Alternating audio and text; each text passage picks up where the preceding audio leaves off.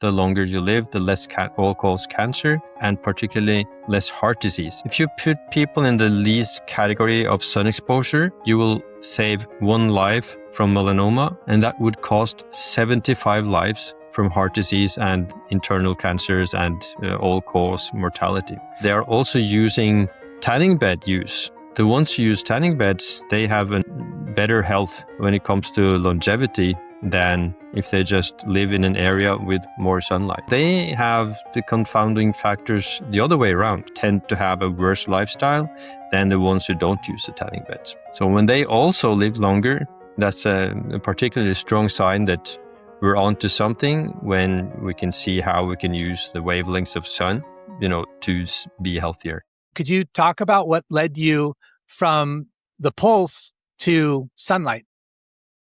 Yeah, there was a couple of coincidences that led me that way. So one thing was that I could see from the data from the wearables, from the watches and rings and so on, that being in sunlight in the summer, or particularly for Norwegians in the cold, dark winter months, to go down to the Canary Islands or to the Caribbean, you would see that in the heart rate variability. So it seemed like your overall health would benefit from being in the sunlight, something that I'd never really thought of. Of course, we feel a bit better in the sunlight. I knew that. I knew that I liked summer better than winter and so on. But that the heart rate would respond to it so profoundly, because I could see in many cases that the heart rate variability would double, which is quite a significant change. Unlike any change that I had seen, I could see such a big change if you quit alcohol or some other bad habit. Mm-hmm. But other than that, on the positive side, sunlight is by far one of the strongest, factors when it comes to heart rate variability. So that was one thing. And as I was working on the book with my publisher, I read another book on sunlight and I understood that, okay, this is really important. Mm-hmm. And it should be a book. And then my publisher said, okay, you should go and write it. And I thought that couldn't be so difficult. How much could it be?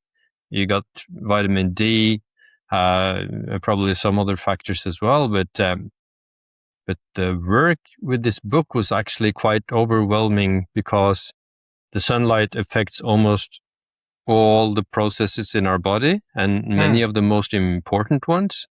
Mm-hmm. And also it affects most of the diseases that we treat as doctors these days, that are connected to chronic inflammation. Mm-hmm. And lifestyle diseases. And sunlight, affects almost all of them. So I think in the sun cure, which is just out today in Norway, is not yet translated into English. Unfortunately, it hopefully will. Mm. I think I mentioned around 100 different diseases that the research shows that benefits from sunlight, or also, from red light therapy and other more artificial devices, I would say.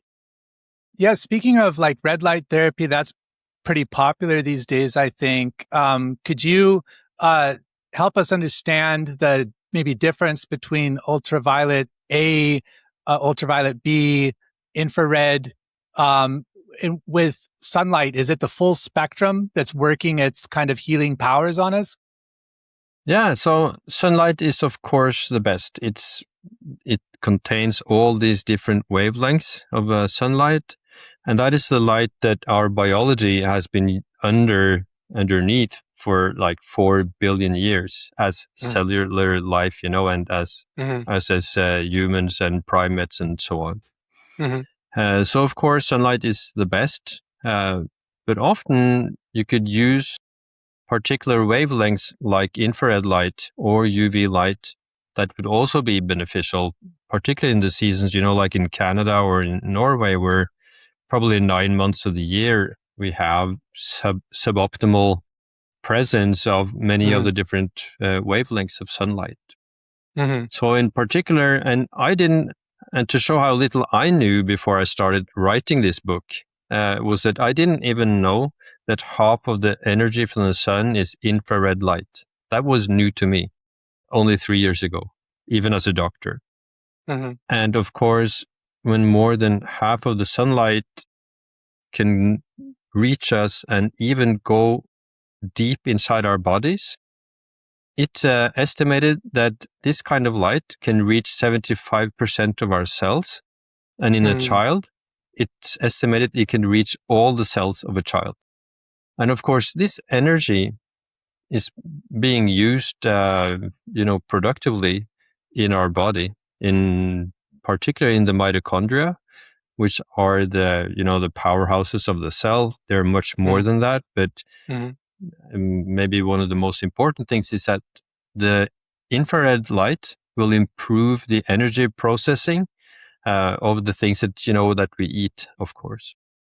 So it's really, really important that the cells in our different organs gets enough of this infrared light so that they can work optimally. Most people understand the argument against excessive sun exposure. What do you believe is the strongest evidence that too little sunlight is also harmful? There's a lot of research now that shows that if you get too little sunlight, it can affect all of these different diseases, and including, the deadly diseases. There's a huge study in Sweden. It's called the Melanoma in Southern Sweden study, where they, from the start, 35 years ago, were trying to find out, okay, what amount of sunlight will cause melanoma?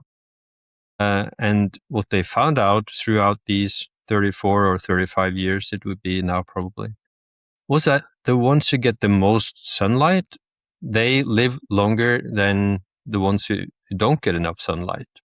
And it's a dose response curves. So the more sunlight you get, the longer you will live, and the less heart disease and the less cancer, internal cancer you will get. And it's estimated that when you compare it to smoking, it's as dangerous for your health to stay out of the sun as if you're smoking. Now that is, of course, a huge factor.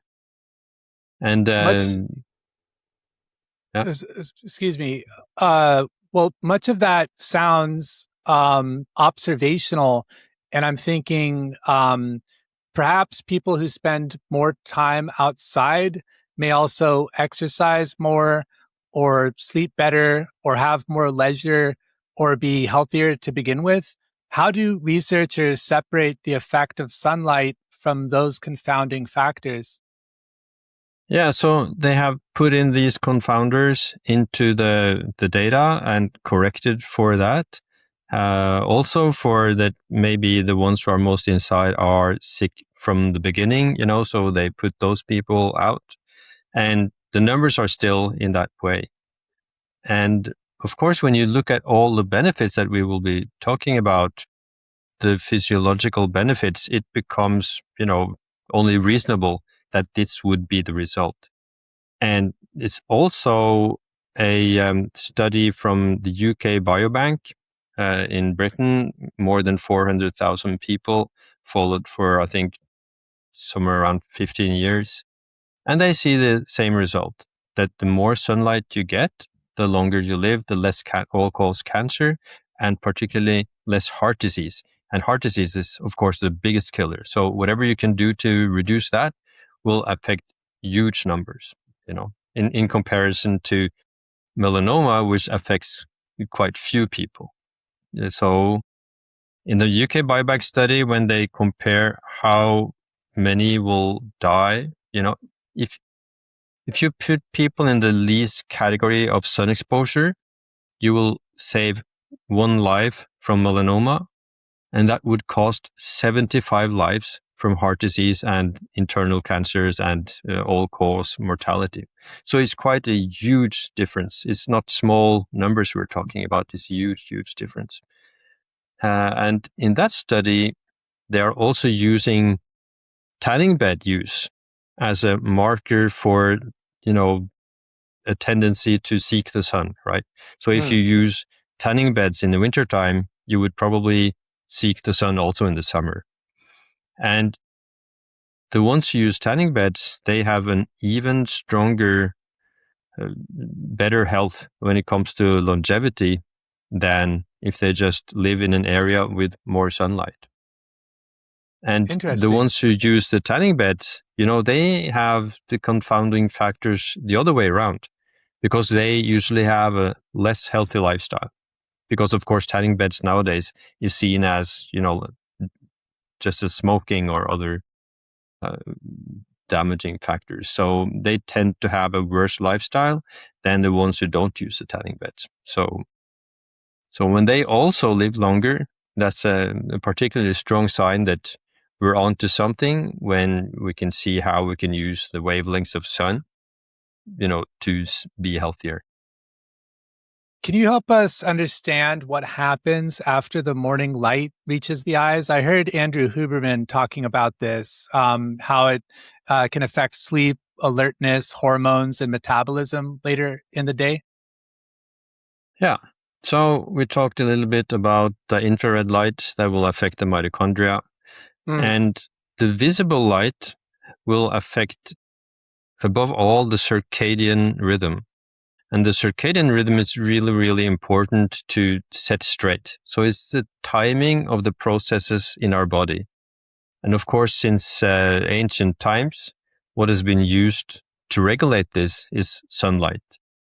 We all come originally from Africa. Our species, they emigrated from around the Ethiopia, Kenya, the Rift Valley in Central Africa, just underneath equator. And that would be like a 12-hour day and a 12-hour night year round. And the signals from the light would then affect which genes are turned on and off in our body when it comes to daytime or nighttime. Because it's like there's different processes that would be important in the daytime than in the nighttime. So in the daytime, you would need the processes that are involved in hunting, in fighting, in, being awake and alert. And then in the nighttime, when it was dark, that was a time for recovery and repair of the systems that had been working in the daytime.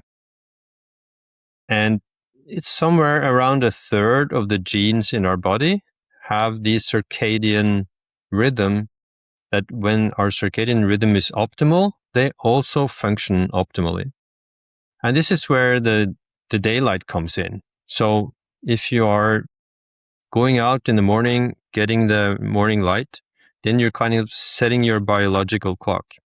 And that's important because outside, even on an overcast day, it could be 20,000 lux outside. And lux is the metric for the strength of the light, of the visible light. And on a real sunny day like it has been today here in Oslo, it can be 100,000 lux. That's a lot of light. But inside, in your office or in your living room, it could be maybe only 300 lux.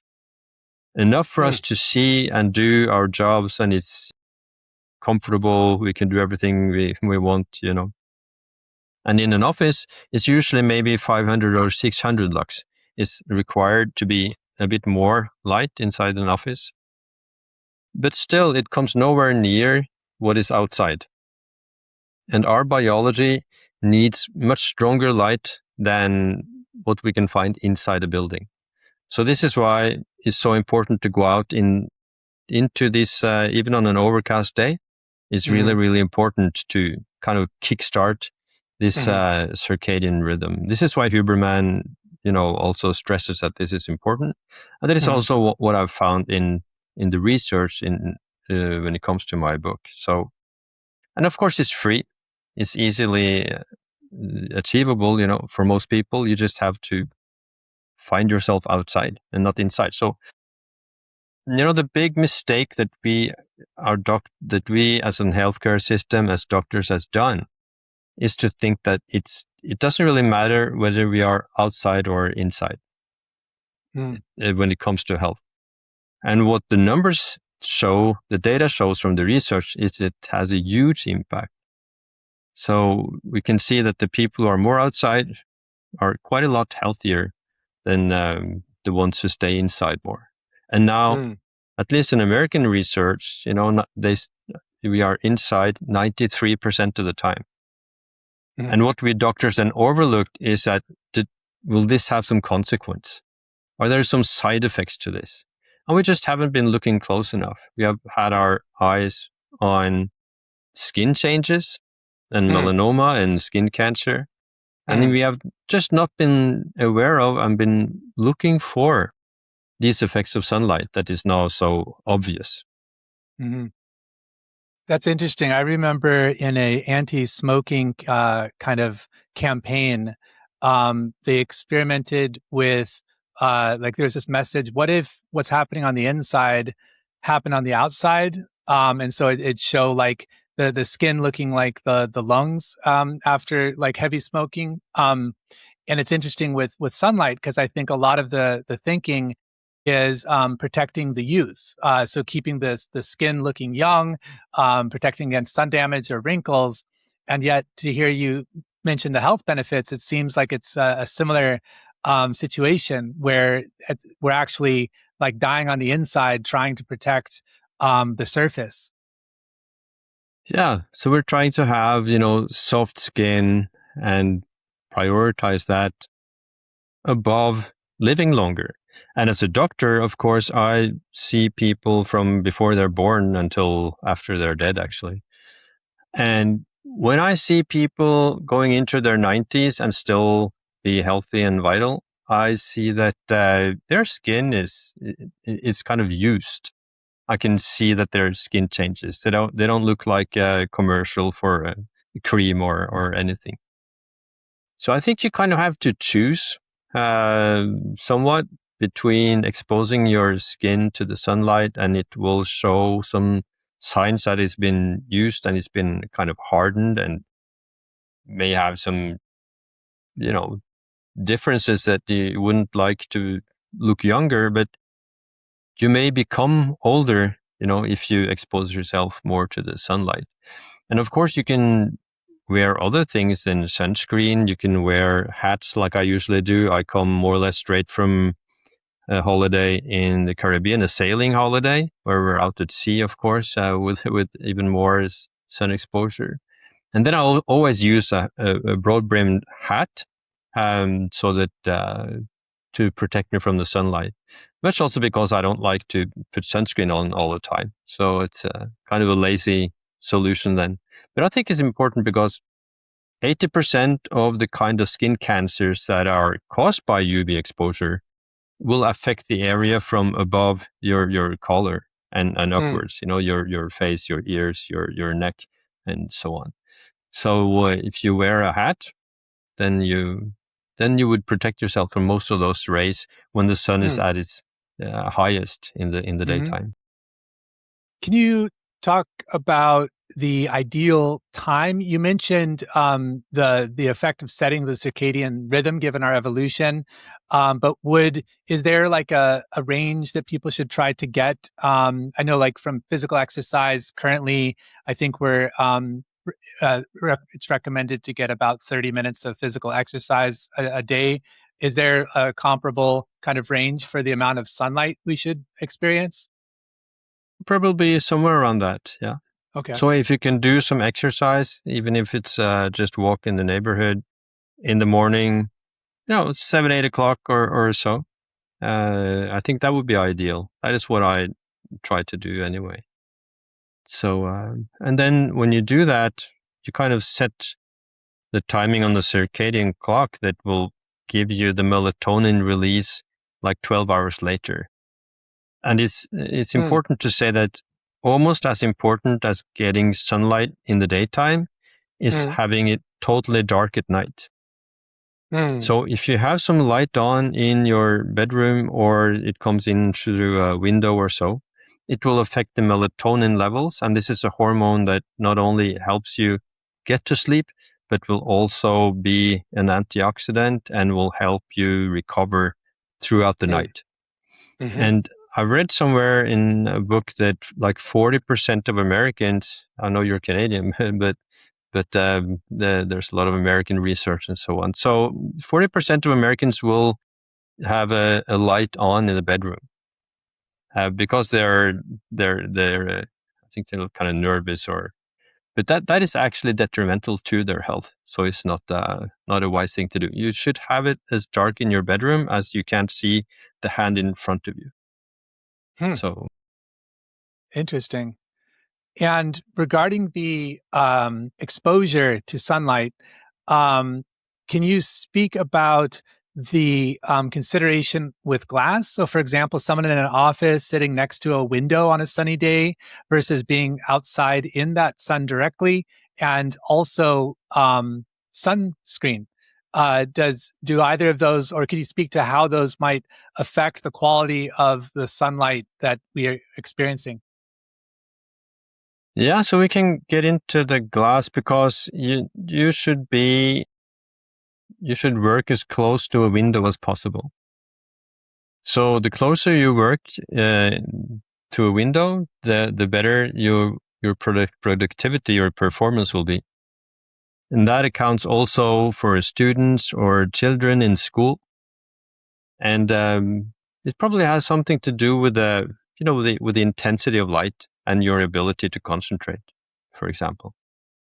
And when it comes to sunglasses, that could, for example, disturb that. So I see outside here, it seems like once it becomes May, then people put their sunglasses on and don't take them off until September.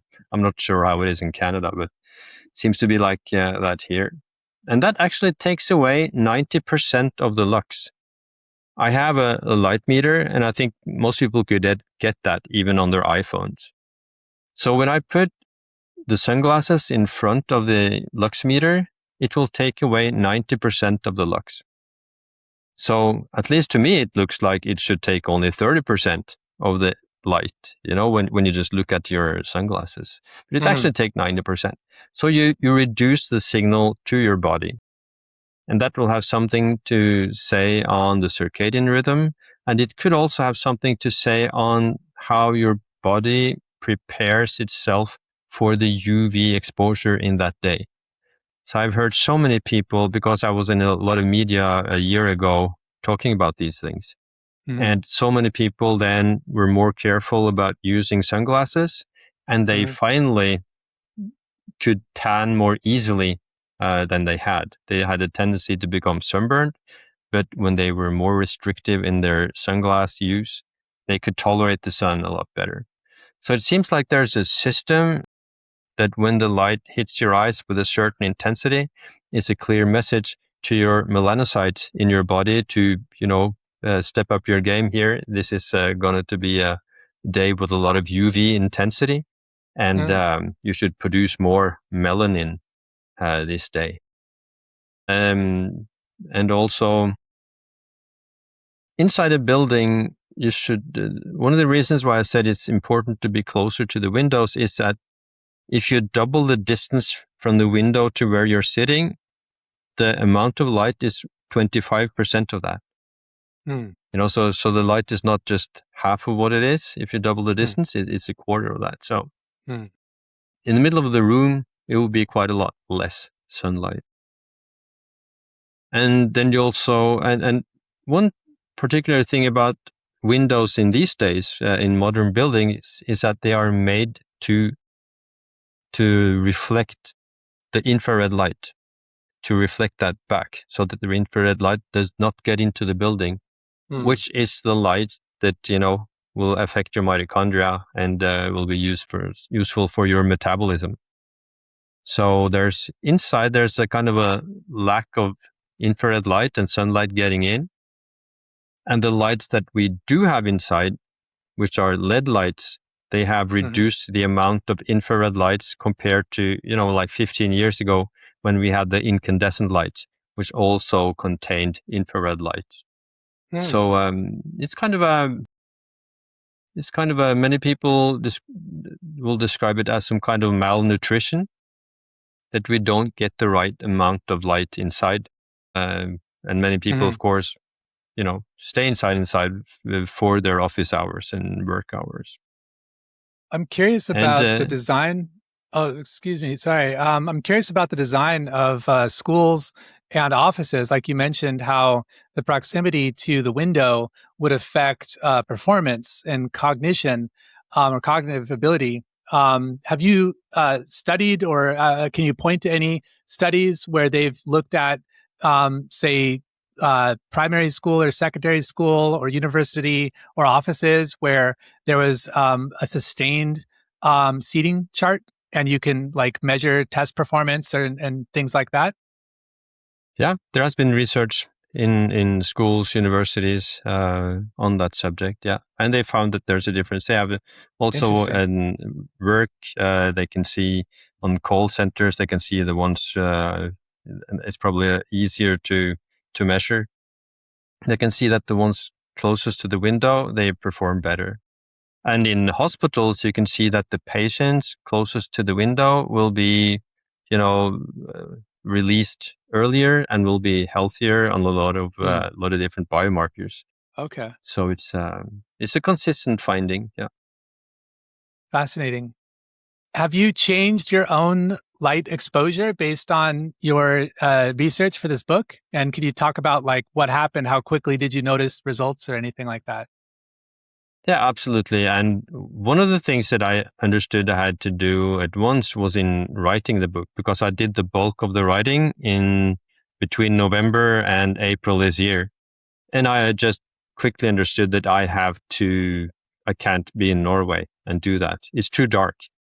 So I just took my motorhome and drove down to the south of Spain and wrote the book in the motorhome. It was also a way to concentrate better, and you don't have all these disturbances, because the material was so immense that it was a huge job. But also I understood that I needed the sunlight. I needed more hours of daylight than I can get here in Oslo, and be able to be outside and get all the different wavelengths to have the energy to go through with this project. And I think that also in the future, I think the long winters here in Norway, that's a history for me. I will try to spend as much time outside, or in, closer to the sun than I have done until now. And what I also changed is that I do all the exercise outside. So earlier I used to have a rowing machine, inside. I used to Mm. have all the different, I have a gym more or less in my living room that I could exercise easily, just Mm. go working in the sun, do some exercise. But now I do all my exercise outside. I run by the river. I do, I do weight training with my own body weight outside Mm. in Mm. different kind of gyms on the outside. Mm. So I definitely have done a lot, and been more careful to keep the nights dark. Mm. And I can feel that. I can feel that in the energy, and yeah. So it really works. Yeah. Sounds like a pretty epic road trip going from Oslo to the south of Spain.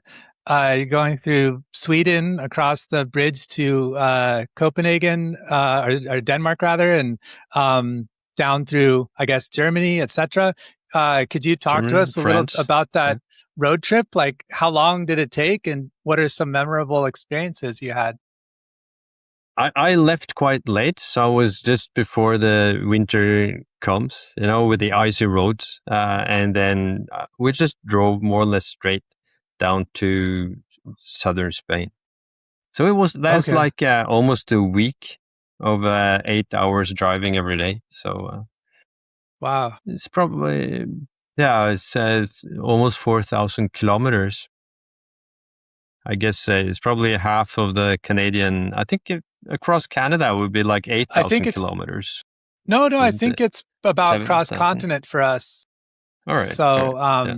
but a lot more variety, I guess, of road signs. And did you stop over in like rest areas, and or was it just stay Yeah. on the road? Yeah, or some hotels or campsites close to the main highway. Yeah. Okay. And you got to experience, I guess, kind of two seasons, being the different geographies there. And for folks that are thinking about sun exposure in the winter versus the summer, should they do anything differently, like in terms of time of day or amount of time outside? Maybe in places like Canada and Norway, you should take care to be outside also in the middle of the day when the sun is at its most intense, even if it's lower. And Okay. even if there would be probably no UVB light hitting you, there's still UVA that will affect your blood pressure. And you will still have the infrared and of course the visible light. So it's not useless to stay outside in the winter, even though it's less light present than it would be in the summer. So maybe it's even more important to get that light that is still there. So, and the UVB light we can talk a little bit about, because the UVB is the strongest, most energy-rich wavelength. And it's a wavelength that has the power to change molecules and change processes. And that is why it can take cholesterol from underneath your skin and change it into vitamin D. And vitamin D, of course, is very important for so many genes in your body, also in connection to cancer and overall health in many ways. But what UVB also will do is that it will trigger a POMC gene that will give you endorphins. So you will feel better, less pain, you'll be in a better mood. So that's also an important thing that the UVB rays does.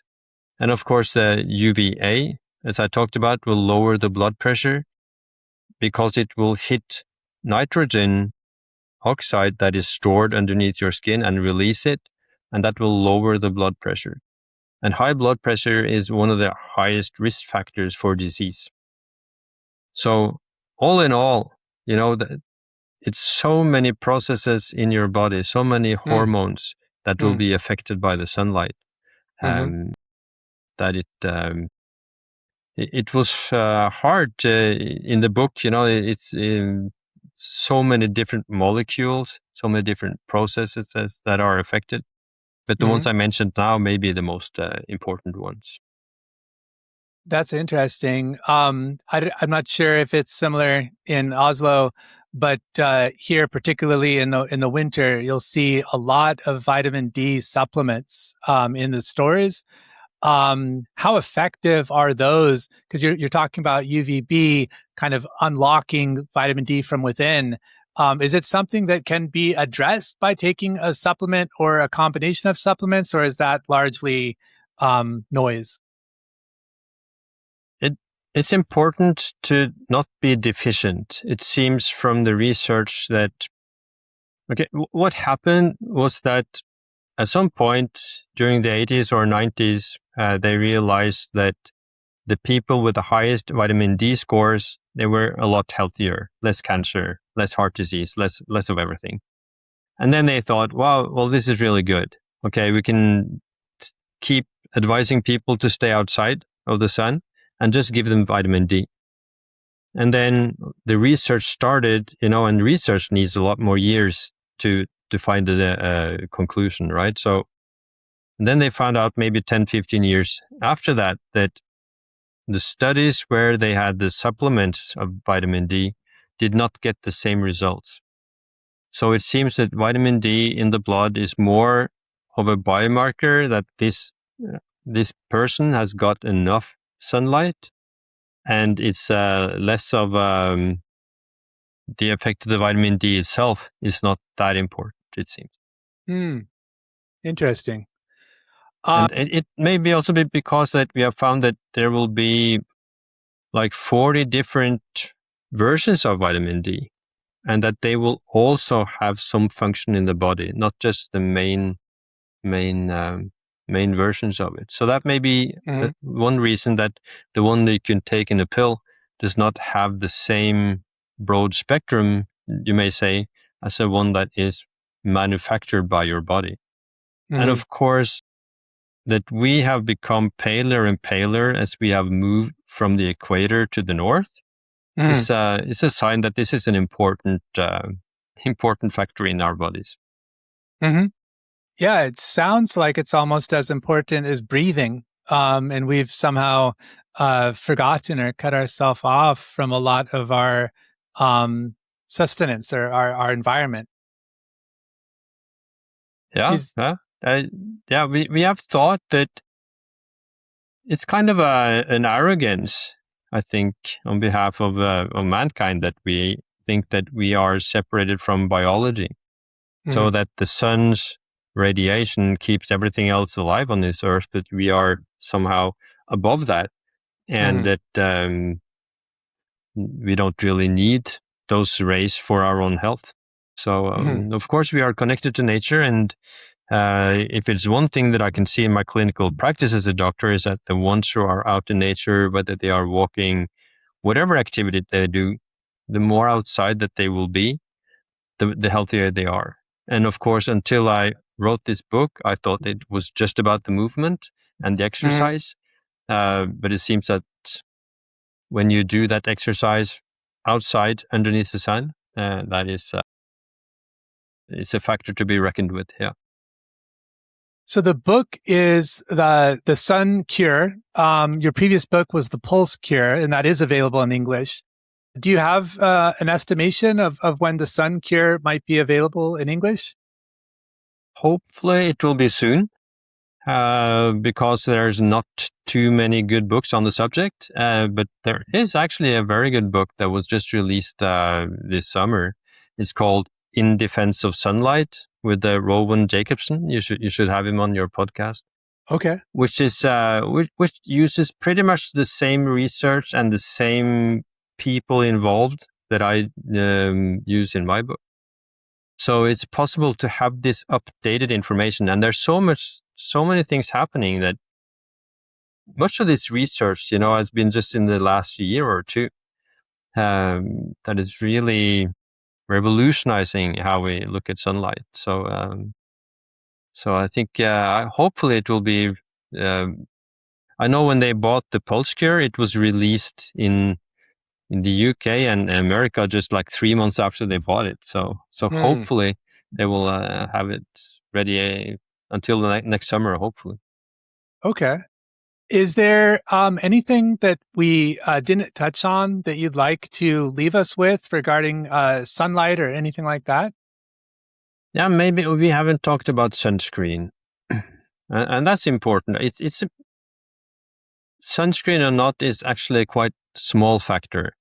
The huge factor is the one that I talked about earlier, that the difference between the sunlight's ability to cause disease is so much more negligible than the power to keep us healthy when it comes to heart disease and cancer and autoimmune diseases over like multiple sclerosis, diabetes 1, and so many others.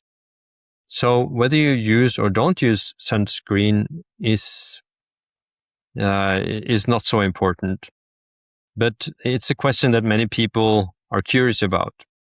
And what is important, and what was a shock to me, was that the research does not show that sunscreen works against skin cancer.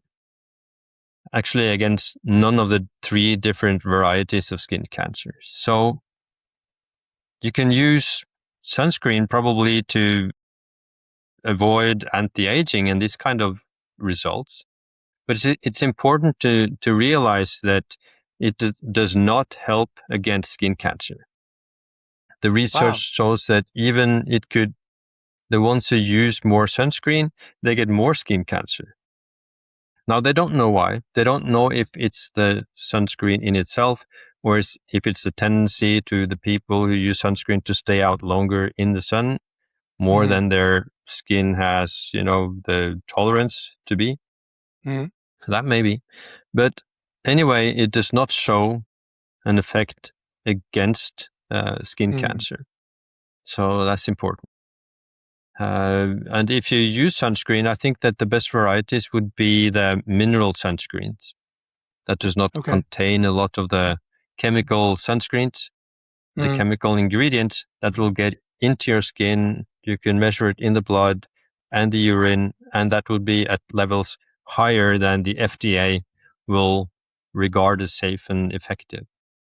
So I think it's better to use the shade, to use clothing, and to use sunscreen only as the last resort to avoid getting sunburned. And of course, not getting sunburned is important. So, and who wants to be sunburned? So in many discussions about this, it seems like people think that I want people to get sunburned, but of course not. It could be a risk factor for getting skin cancer, but that's absolutely possible if you gradually expose yourself to sunlight from spring and onwards, and take care about the UV index and take a look in the mirror. How much tolerance do I have at this point? Then it's possible to avoid it also without using a lot of sunscreen. I use some myself now on this trip in Belize and Mexico, some on the nose, on the and the cheeks and these parts that are sticking out more than others. So so it's I think that's what I would recommend people to do. Well, it sounds like you mentioned the evolution and the symbiosis with nature. And one thing that surprised me and perhaps shouldn't have is just how our body is a homeostat, and how you're talking about the signal coming from the eyes triggering the processes of the cells. It makes sense, and it's funny how we don't think about that.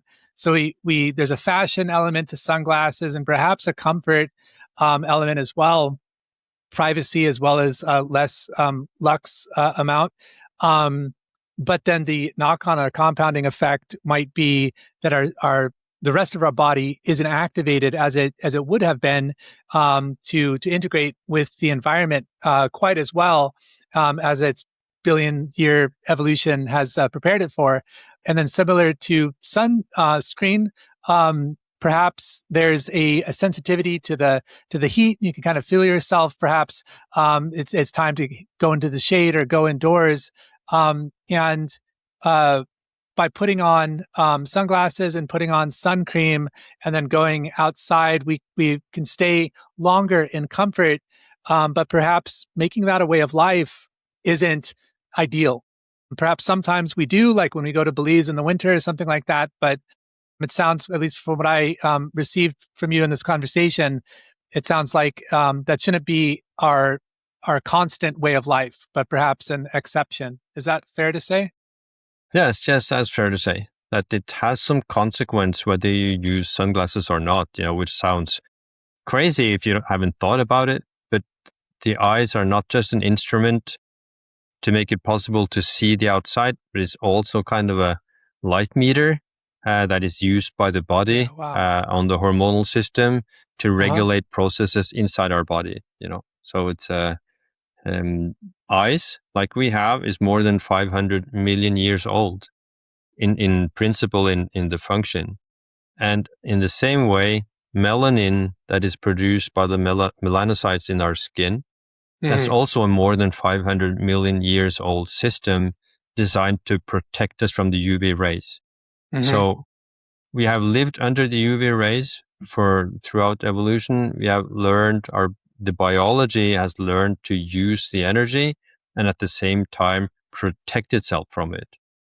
So many of the defense mechanisms against UV light is at the top in the daytime, where most of the kind of protective genes are turned on at nighttime for the recovery. Against UV is at the maximum in the middle of the day. So we are adapted to being outside, unsurprisingly. And we haven't really, as I said, as a medical profession, really thought about that when we put a species developed underneath the equator to the north and inside all the time, will that have some poor effects on our physiology? And now it says that the research shows that it has, and we need to quickly change our attitude towards the sun. Yeah, that's interesting. Where can people follow you, and where would you like to point the audience? I'm at dr.torkil, Dr. Torkil on Instagram. That's where I mainly have contact with people. So I have somewhere around 45,000 followers on Instagram. Nice. And I know your book just came out today in Norse, and hopefully a few months from now in English. Can you give us a peek into where your curiosity is leading you for the rest of the year? That would be, I think it will be connected to the book, talking about the book, but I would also stay on this subject. And I'm also a lot curious about how to solve the winter in our latitudes, because we need sunlight inside. So we need to produce, because it's not difficult to produce the wavelengths that we get from the sun from lamps. So I think that we need some way to have those wavelengths and then get it into our homes in the wintertime. So I think I'm curious about that, and I know this subject is probably as controversial in Canada as in Norway and all the rest of the world. So I think there will be a lot of lectures. So I do a lot of lectures around the country and also abroad. So I think I'll spend my time doing that. Yeah. Nice. Well, thank you for speaking with us again. It's always a pleasure. Thank you, David. Very, very nice to be here. Thank you.